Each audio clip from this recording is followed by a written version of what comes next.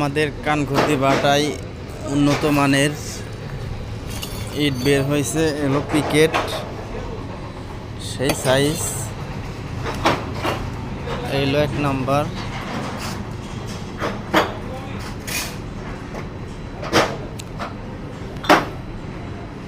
Butter ঠিকানা কানখুতি, সংলগ্ন রাজ auto ceramic বাটা। জি ভাই, হ্যাঁ